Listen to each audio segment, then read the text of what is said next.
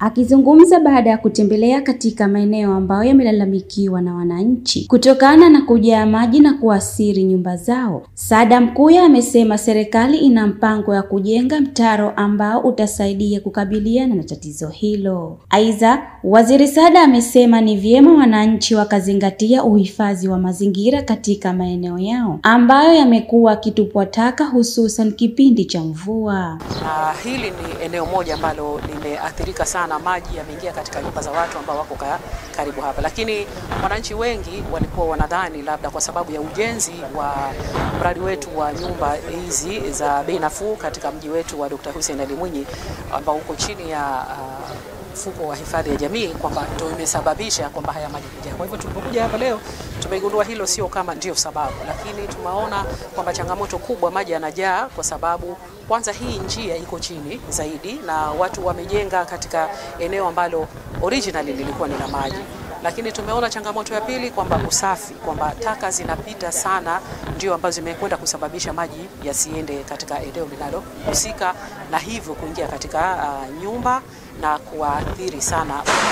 Kwa hivyo mpango wa serikali kwenye hili ni kwamba tunashirikiana na wenzetu wa wajenzi wa barabara, CCECC, kampuni ya CCECC ambayo inajenga barabara za mjini.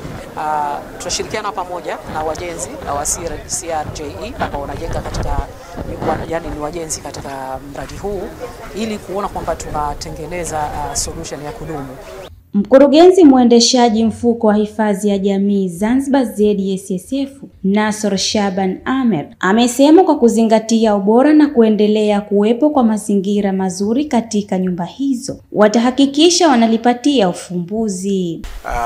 Hawezi kuathiri kwa sababu mtaro hauathiriki na maji. Wanaoathirika na maji ni wananchi wa maeneo haya ya jirani. Sasa serikali ilipokuja katika azma ya kuwasaidia, wakaona ni bora wajenge mtaro, wayapokee haya maji nje kabisa ili waitafute njia nyingine ili asiweze kuingia kwenye mradi wetu. Kwa hiyo sisi mradi wetu utaathirika na mradi uko vizuri kabisa, na mtaro nadhani ukijenga utasaidia sana wananchi wa maeneo ya jirani kwa sababu maji yatakusanywa na yatapelekwa sehemu ambayo tunakohusika.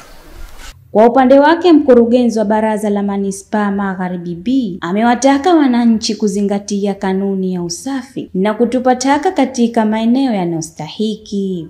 Lakini changamoto kubwa wakati huu wa mvua, wananchi wengi wanakuwa wana tendency ya kumwaga taka wakawa zinakuja zikikaa hapa. Kwa hiyo mimi wito wangu kwa jamii, kama manispaa tukiwa tunakusanya taka tunaondosha, usafi unaanza na mimi, yani wewe mwenyewe mtu binafsi, na mashirikiano ya pamoja ndio tutakapofanikiwa kuweza kufanya usafi. Kwa hiyo wito wangu kwa jamii, tuzidi kushirikiana, ingawa tulikotoka sio sasa, lakini bado tuzidi kushirikiana ili tuweze kuweka mji safi. Na kipindi cha mvua hichi kinaanza kwenye Machi, tuna jukumu la kwamba mvua kubwa itakuja, na wasisitiza wananchi kuweza kudumisha usafi, tusafishe mitaro yetu vizuri, lakini pia pamoja na kusisitiza kwamba kuwa safi ili kuepukana na maradhi mbalimbali. Baadhi ya wananchi walioathirika na kuingiliwa na maji katika maeneo yao wameishukuru serikali kwa kuwapatia ufumbuzi wa changamoto hiyo ya muda mrefu. Maji yanatuathiri pakubwa kwa sababu maji yanaingia mpaka ndani, yanaharibu visima, ukumbini, vyumbani, kote yanaenea. Lakini tunashukuru kwa ZSSF kuja kutukagua na kututafutia ufumbuzi. Tafutia ufumbuzi katika eneo hili. Lakini tunaiomba pia serikali isiangalie tu ufumbuzi wa temporary, badala yake waangalie ufumbuzi kama wa kudumu, kwani haya maji hayatoki tu maeneo moja, yanatoka sehemu nyingi.